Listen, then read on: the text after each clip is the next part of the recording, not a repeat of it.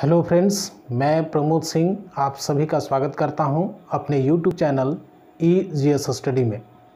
आज झारखंड से जुड़े हुए एक नए टॉपिक पर हम लोग डिस्कस करेंगे जो कि जीपीएससी के दृष्टि से महत्वपूर्ण है और एक ऐसा चैप्टर है जिसमें फैक्ट्स भरे हुए हैं। यहाँ हम जो भी बात करेंगे, मैंने अपने पहले के वीडियो में भी आप लोगों को ये बताया है कि हम सिर्फ फैक्चुअल बातें करेंगे। जहाँ हमें ये लगेगा कि नहीं, यहाँ इसकी जानकारी हमें विस्तृत रूप में देनी है, तो वहाँ हम अवश्य आपको विस्तृत जानकारी देंगे। लेकिन हमें सिर्फ फोकस रखना है अपने पीटी के तैयारी में।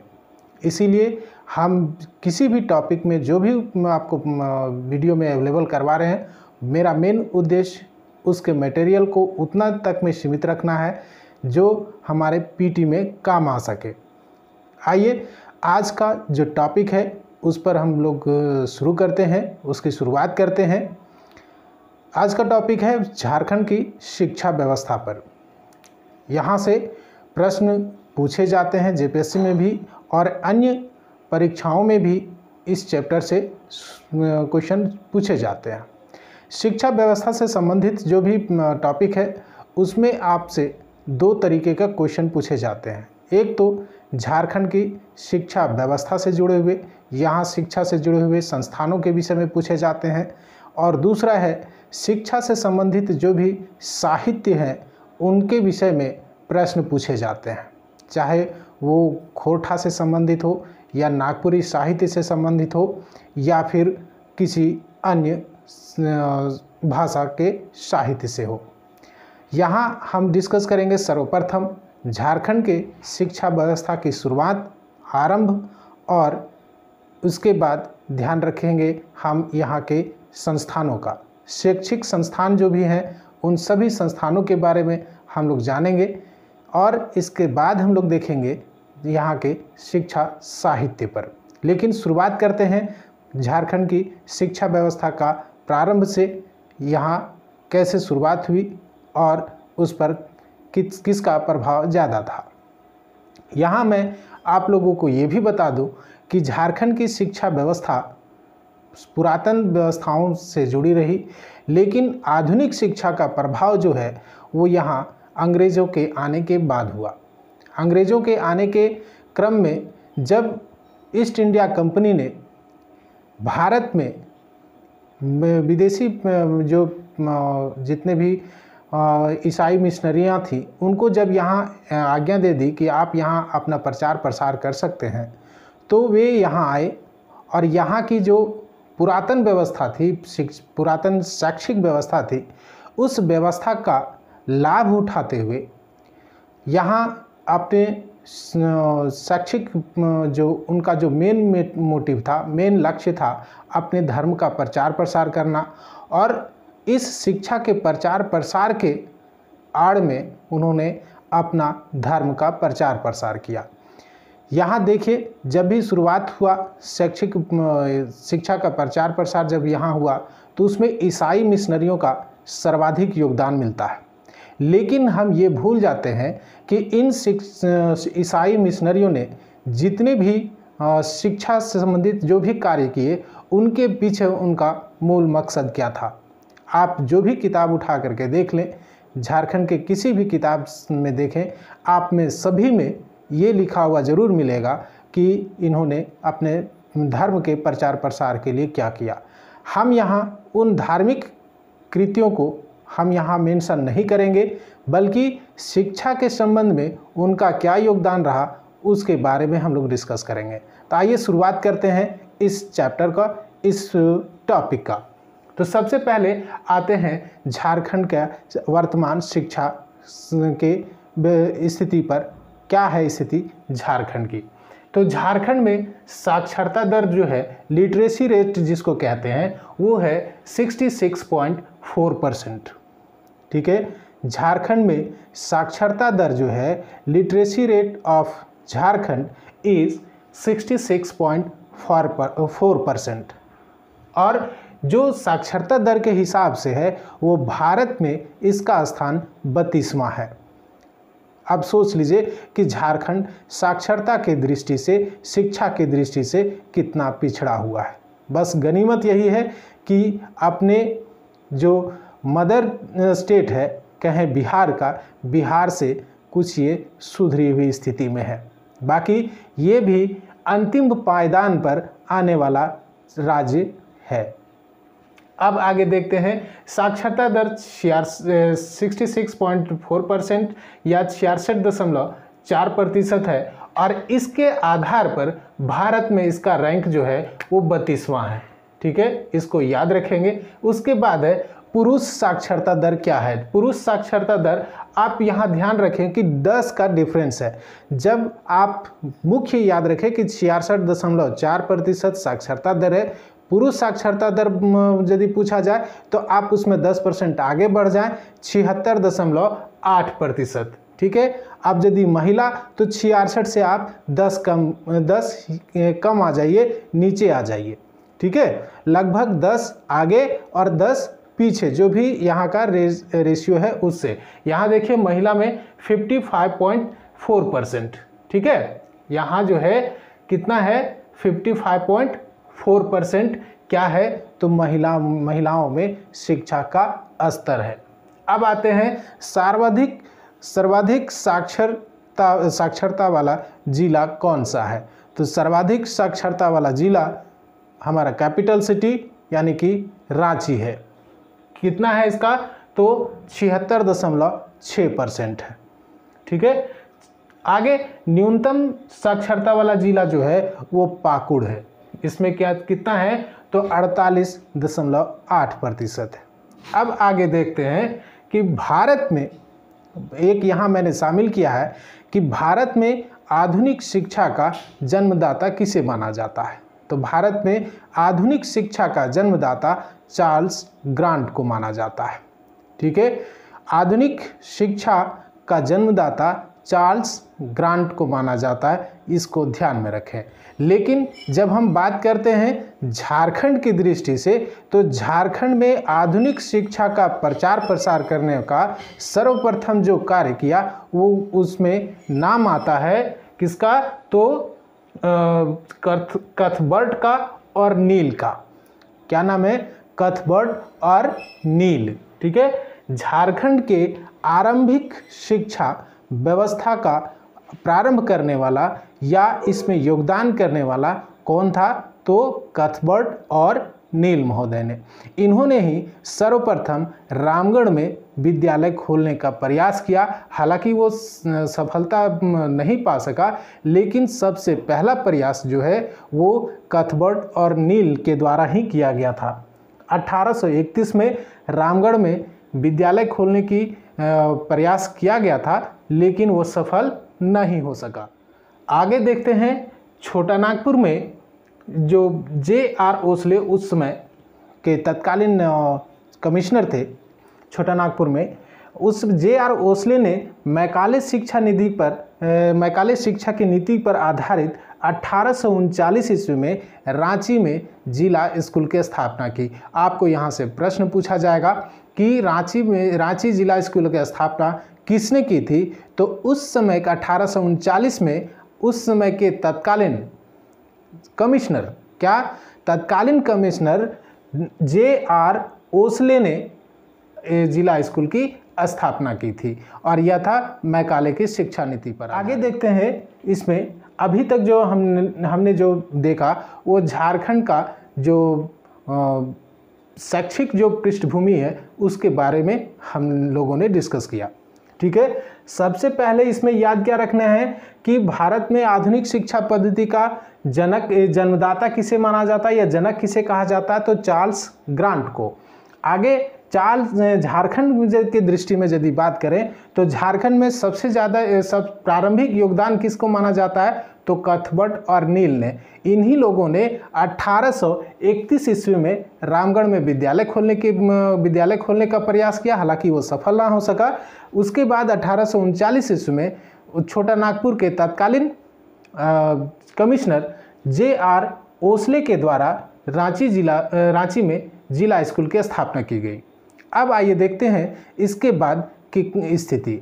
अब यहाँ से हम देखेंगे झारखंड में ईसाई मिशनरियों के द्वारा जो शिक्षा से संबंधित योगदान किया गया उसके बारे में। तो सबसे पहले हम यहाँ देखेंगे तो एक मिशन का नाम आता है जिसका नाम था गॉसनर एवेंजेलिकल लूथरन मिशन। ठीक है, क्या था? गॉसनर एवेंजेलिकल लूथरन मिशन। एक्चुअली में ये जर्मनी का मिशन था जो कि जर्मनी में स्थित बर्लिन के बेथलहेम नामक चर्च के एक पादरी के द्वारा भेजा गया मिशन था। यह मिशन बर्मा के लिए भेजा गया था, लेकिन गलती से यह मिशन भारत के कोलकाता में पहुंचा। लेकिन जब वो यहाँ से प्रस्थान करने के लिए, यहाँ से फिर जाने के लिए तत्पर हुए तो उस समय उनको ये सूचना मिली कि वहाँ अमेरिका के कोई मिशन वहाँ पहले ही बर्मा में पहुँच चुका है। इसलिए वे फिर बर्मा ना जा करके फिर यहाँ झारखंड पहुँच गए और झारखंड में यहाँ उन्होंने अपने धर्म का प्रचार प्रसार का काम स्टार्ट किया। ठीक है, यहाँ से आपको क्वेश्चन देखिए है तो नहीं शिक्षा से संबंधित, लेकिन यहाँ से क्वेश्चन आपसे पूछे जाने की संभावना इसलिए बनती है क्योंकि गॉसनर मिशन जो था वो झारखंड का पहला मिशन था। ये याद रखिएगा, झारखंड की पहली ईसाई मिशनरी कौन थी? झारखंड में आने वाली पहली ईसाई मिशनरी कौन थी? तो वो था क्या? तो गॉसनर मिशन। अब गॉसनर मिशन जो है उसकी स्थापना 1845 ईस्वी में होती है और उसमें 4 सदस्य थे और वो 4 सदस्य का नाम आपको बता रहे हैं। ऐसे शैक्षिक व्यवस्था के अनुसार से इनका नाम उतना महत्वपूर्ण नहीं है, लेकिन किताबों में इसका मेंशन किया गया तो मैं यहाँ आपको इसके बारे में बता रहा हूँ कि इन 4 सदस्यों का नाम Emil Schatz, August Brandt, Frederick वाच और थियोडोर जैक था। इन 4 सदस्यों के नाम की ज़रूरत आपको नहीं है, बस इतना ये ध्यान में रखिए कि गॉसनर मिशन की स्थापना कब हुई थी? 1845 में। कितने सदस्य थे? 4 सदस्य थे। इसलिए इसको याद रखना है क्योंकि यह झारखंड में पहुंचने वाली पहली ईसाई मिशनरी थी। अब जब इसके बारे में याद करते हैं तो यहाँ ये भी याद रखिए कि झारखंड में इनको न्योता देने का, झारखंड में आमंत्रण करने का आमंत्रित किसने किया था? तो उस समय के छोटा नागपुर के तत्कालीन कमिश्नर थे कौन? तो कर्नल औसले और डिप्टी कमिश्नर थे हैनिंगटन। ठीक है, जो कमिश्नर हैं वो औसले और डिप्टी कमिश्नर हैनिंगटन, इन्हीं दोनों ने समर्थन दिया, इनको यहाँ बुलाया और इनका सहयोग किया। इनका सहयोग में देखेंगे तो सबसे पहला चीज़ आप इसकी स्थिति को देखें तो अंग्रेज़ ईसाई मिशनरी को प्रमोट करना चाहते थे, प्रोत्साहित करना चाहते थे। इसीलिए इन्हें वो सारी सुविधाएं मिली जो कि यहाँ किसी जो लोकल जो थे जो शिक्षा से संबंधित कार्य कर रहे थे उनको मोटिवेट नहीं किया गया, उनको डिक्रीज माने कह सकते हैं वो प्रोत्साहन नहीं मिला जो ईसाई मिशनरियों को मिला। यहाँ सबसे पहले 1850 में सबसे पहले 4 लोगों को इन्होंने धर्मांतरण कराया जिनका नाम था केशव, बंधु, नवीन और घूरन। ये 4 लोगों को इन्होंने ईसाई धर्म में धर्म परिवर्तन कराया।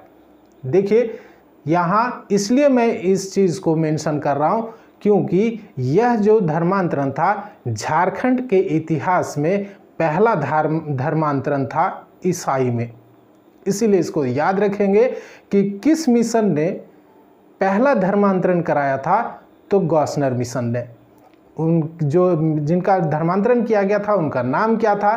तो केशव, बंधु, नवीन और घूरन। बाकी बात इससे आगे किसी भी चीज़ का ध्यान नहीं रखना है जो क्योंकि हम यहाँ शिक्षा व्यवस्था के बारे में पढ़ रहे हैं, इनका योगदान शिक्षा में क्या था इसके बारे में हमको जानकारी रखनी है, ना कि इनके धार्मिक क्रियाकलापों का। आगे देखते हैं कि गॉसनर एवेंजेलिकल लूथरन मिशन ने आखिर शिक्षा की दृष्टि से क्या योगदान दिया था। तो सबसे पहले 1856 में, ठीक 1857 की क्रांति से पहले इन्होंने गॉसनर विद्यालय की स्थापना की रांची में। ठीक है, गॉसनर विद्यालय गॉसनर स्कूल की स्थापना की रांची में, जो कि 1857 की क्रांति के कारण से सफल नहीं हो पाई। उसके बाद 1899 में इन्होंने इस मिशन ने गॉसनर उच्च विद्यालय की स्थापना की। 1899 डेट याद रखेंगे, ये डेट बोल रहे ईस्वी सन याद रखेंगे कि 1856 में गॉसनर विद्यालय की स्थापना किया गया, जो कि सफल नहीं हुआ। रीज़न 1857 की क्रांति। उसके बाद 1899 में गॉसनर उच्च विद्यालय की स्थापना की गई 1899 में। उसके बाद यही गॉसनर उच्च विद्यालय 1947 में आगे उत्क्रमित हुआ, अपग्रेडेड हुआ, जो कि महाविद्यालय के रूप में आज हमको देखने को मिलता है। आगे अब इतना देखने के बाद आगे आ जाते हैं नेक्स्ट मिशन के बारे में। नेक्स्ट मिशन का नेक्स्ट ईसाई मिशनरी का नाम है society for propagation of gospel mission. Actually में इस जो गॉसनर एवेंजेलिकल लूथरन मिशन था, इसमें ही धार्मिक क्रियाकलापों पर कुछ विवाद हो गया और ये दो फाड़ हो गया, दो भागों में विभक्त हो गया। इससे कई धर्म प्रचारक जो थे उनको बाहर निकाल दिया गया, और उसी धर्म प्रचारक ने, जो कि निकाले गए थे, उन्होंने ही एक मिशन की स्थापना की, जिस मिशन का नाम था society for propagation of gospel mission. यह लंदन से संबंधित था। किससे? लंदन से संबंधित था। बाकी बात इससे आगे किसी और चीज़ के बारे में ध्यान नहीं रखना है। अब आते हैं इसके शैक्षिक योगदान के बारे में कि society for propagation of gospel mission का शैक्षिक योगदान क्या था। तो इस मिशन ने रांची, हजारीबाग और चाईबासा में आवासीय विद्यालय की स्थापना की। क्या नाम था ये नहीं मिलता है, बस इतना मिलता है कि रांची, हजारीबाग और चाईबासा में इन्होंने आवासीय विद्यालय की स्थापना की। इसके बाद देखते हैं कि 1898 में इन्होंने नेत्रहीनों के लिए सेंट माइकल स्कूल की स्थापना की। 1898 में नेत्रहीनों के लिए, ब्लाइंड के लिए इन्होंने सेंट माइकल स्कूल की स्थापना की। 1909 में एसपीजी महिला शिक्षण प्रशिक्षण विद्यालय का स्थापना किया गया इस मिशन के द्वारा 1909 में। उसके बाद 1919 में संत मार्गरेट बालिका उच्च विद्यालय की स्थापना की गई। कब? 1919 में। अब यहाँ 1898 आप याद रखेंगे संत माइकल स्कूल का। 1899 में क्या हुआ था? गॉसनर उच्च विद्यालय की स्थापना। 1898 में संत माइकल जॉन विद्यालय स्कूल की स्थापना, सेंट माइकल स्कूल की स्थापना। 1909 में आप याद रखें एसपीजी महिला शिक्षण प्रशिक्षण विद्यालय का स्थापना, और 1919 में संत मार्गरेट बालिका उच्च विद्यालय की स्थापना। इसके बाद जो मिशन है वो है रोमन कैथोलिक मिशन। यहाँ एक चीज़ आपको बता रहे हैं, society for propagation of gospel mission से आप इसको ध्यान में रखेंगे, इस नाम को रे जी सी व्हिटली याद रखेंगे। व्हिटली इसी से संबंधित था, इसी को अध्यक्ष बनाया गया था जब उस मिशन की स्थापना की जा रही थी। उनको निकालने के बाद जो धर्म प्रचारक निकाले गए थे उन्होंने इन्हीं को अध्यक्ष बनाया था, बस इतना याद रखेंगे। इसके बाद आते हैं रोमन कैथोलिक मिशन में। रोमन कैथोलिक मिशन से दो इसके अध्यक्ष रहे थे, धार्मिक पादरी जो थे वे काफ़ी चर्चित रहे झारखंड में। एक का नाम था फादर कंस्टांट लिवेंस, जो कि लिविन साहब के नाम से काफ़ी मशहूर हुए, और दूसरा हाफमैन, फादर हाफमैन नाम है, जो कि आपको इसलिए भी याद रखना है कि CNT के जनक माने जाते हैं। तो ये अब वहाँ से आप CNT से यदि इसको जोड़ते हैं तो CNT के जनक फादर हाफमैन, आपसे पूछा जाएगा कि CNT के जनक फादर हाफमैन किस मिशन से जुड़े हुए थे। तो CNT के जनक father Hoffmann Roman Catholic mission से संबंधित थे, इससे जुड़े हुए थे। लिविन साहब, इन्हीं को फादर कंस्टेंट लिवेंस को कहा जाता है, लिविन साहब यहाँ के लोग कहते थे। ये एक्चुअली में इन सारे का मेन मोटो, मेन लक्ष्य था झारखंड में ईसाई धर्म का प्रचार प्रसार करना। अब कंस्टेंट लिवेंस के बारे में ये लिखा हुआ मिलता है कि आदिवासियों को इन्होंने न्यायालय से न्याय पाने में सहायता की थी।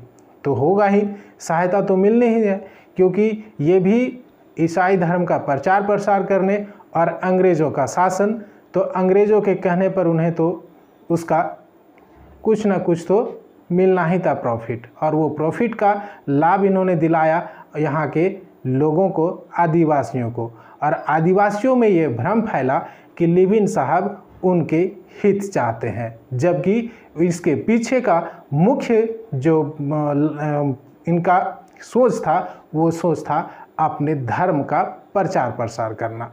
लेकिन इससे आगे हम बढ़ते हैं, देखते हैं इस मिशन का क्या योगदान था शिक्षा के संबंध में। शिक्षा के संबंध में आप देखेंगे तो 1905 में सेंट जॉन स्कूल रांची, जो रांची में है, उसकी स्थापना की गई। कब? 1905 में। 1912 में शिक्षण प्रशिक्षण विद्यालय की स्थापना नवाटोली में की गई। 1914 में उर्सलाइन महिला शिक्षण प्रशिक्षण विद्यालय की स्थापना की गई। 7 जुलाई 1944 में, 7 जुलाई 1944 डेट इसका भी याद रखेंगे, काफ़ी महत्वपूर्ण है, पूछा जा सकता है इसको, कि 7 जुलाई 1944 को सेंट जेवियर इंटर कॉलेज की स्थापना की गई। 7 जुलाई 1944 को सेंट जेवियर इंटर कॉलेज की स्थापना की गई, जो कि 1948 में डिग्री कॉलेज में अपग्रेड हो गया। ठीक है, ध्यान में रखेंगे। 44 में इसकी स्थापना हुई, किसकी? तो सेंट जेवियर कॉलेज की, और 48 में इसे अपग्रेड कर दिया गया। अपग्रेड करके इसे डिग्री कॉलेज बना दिया गया, जबकि 1944 में इंटर कॉलेज के रूप में इसकी स्थापना की गई थी। आज के लिए बस इतना ही। इसके बाद आपसे मिलेंगे आगे का ईसाई मिशनरी जो हैं, 2-4 और मिशनरी हैं, उनके योगदान का। लेकिन किताबों में बहुत सारे चीज़ लिखे हुए हैं, उन सारी चीज़ों को ध्यान में न रख करके अपना एम को ध्यान में रखिए कि फ़िलहाल अभी जो कमिंग जो एग्जामिनेशन है उसकी पॉसिबिलिटीज़ है जेपीएससी की, और जेपीएससी में आपको धार्मिक क्रियाकलापों को नहीं पूछा जाएगा, आपसे पूछा जाएगा ईसाई मिशनरियों का शिक्षा से संबंधित योगदान का। तो अपना टाइम को उसमें वेस्ट ना करें, आप अपना टाइम बचाएं और धार्मिक जो उनके क्रियाकलाप हैं उनसे हट करके शैक्षिक योगदान को सिर्फ याद रखें। मिलते हैं अगले वीडियो में। लेकिन इससे पहले मैं आपको एक चीज़ सूचना आपको दे रहा हूँ कि आप ही लोगों के रिक्वेस्ट से मैंने आप लोगों ने ये कहा था कि आप सर क्वेश्चन आंसर भी ज़रूर करवाएं। तो वीडियो बना करके क्वेश्चन आंसर कोई अवेलेबल करवाना बड़ा मुश्किल होता है, और 50 या 60 मिनट में मुश्किल से 30 या 35 क्वेश्चन होंगे। तो इसीलिए मैंने ये प्रयास किया है कि टेलीग्राम ग्रुप बना करके उसमें आपको क्वेश्चन आंसर करवाएं। इसीलिए मैंने एक झारखंड जीएस विथ मी करके एक चैनल बनाया है टेलीग्राम पर।